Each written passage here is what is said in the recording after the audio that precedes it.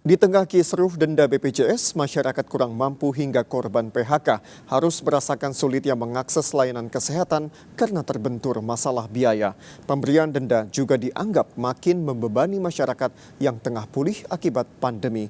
Berikut liputan tim Delik RCTI, denda menjerat pasien sekarat.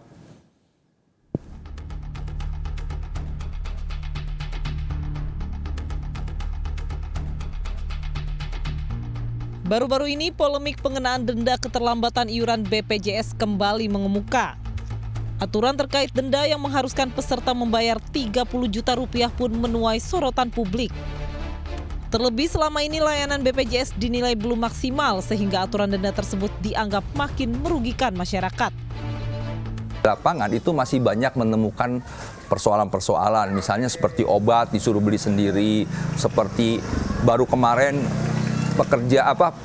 pasien ini disuruh pulang dalam kondisi belum layak pulang, itu juga masih banyak terjadi. Nah, masyarakat miskin ini beberapa kali kita menemukan kasus yang akhirnya mereka punya masalah di Vaskes tidak bisa dilayani. Tadi pungkiri banyak peserta BPJS Kesehatan yang harus menunggak membayar iuran BPJS.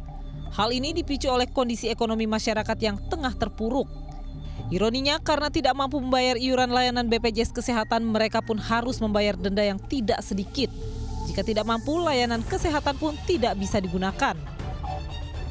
Akibatnya, aturan ini pun dituding makin menghambat akses masyarakat dalam memperoleh layanan kesehatan. Nah, ini yang memang masih terus memberatkan. Karena orang tidak bisa membayar tunggak, membayar iuran, itu kan ada juga kemampuannya tidak ada, ability to pay-nya ya, sehingga mereka tidak membayar dan dampaknya mereka tidak punya akses karena tidak membayar menjadi tunggakan ya tidak dapat pelayanan JKN.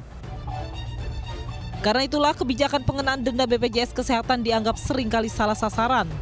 Sebab kebijakan ini dinilai tidak memperhitungkan kemampuan masyarakat yang menjadi peserta BPJS. Alhasil ketentuan ini pun justru makin menyengsarakan masyarakat, khususnya mereka yang menengah ke bawah. Ini sesungguhnya bahwa masyarakat cuma sekedar sapi perah untuk bisnis kesehatan. Mestinya ketika Anda menerbitkan surat tunggakan, Anda mesti tahu dulu kepada siapa Anda menerbitkan. Ini terhadap masyarakat yang terkena PHK atau tidak. BPJS Kesehatan berulang kali mengubah kebijakan iuran bagi peserta mandiri aktif yang awalnya hanya membayar 2,5% dari tunggakan, kini peserta mandiri bisa dikenakan maksimal denda 30 juta rupiah. Teman kita nih, baru kemarin saya mendapat laporan. Ya, pasien yang udah pasien, mereka menggunakan PBI. Tiba-tiba PBI-nya diputus oleh pemerintah. Ya, mereka tidak bisa cuci darah. Ya ini juga kan nggak benar. Pemerintah melakukan cleansing data. Pasien-pasien tadi terhambat untuk cuci darahnya. Karena satu lagi, syarat untuk mereka bisa cuci darah, BPJS-nya harus aktif.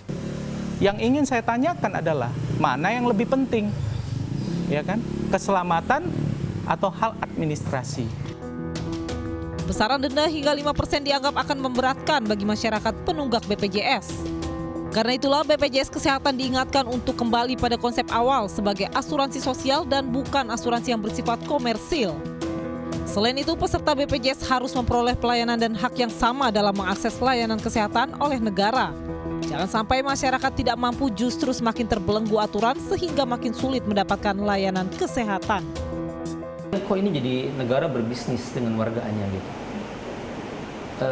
Negara menjadi seperti debt collector bagi warganya gitu. Itu pertanyaan besar dari warga.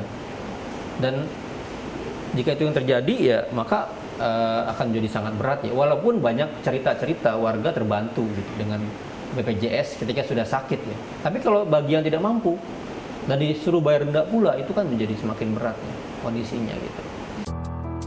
Di tengah kisruh denda BPJS, masyarakat kurang mampu hingga korban PHK harus merasakan sulitnya mengakses layanan kesehatan karena terbentur masalah biaya.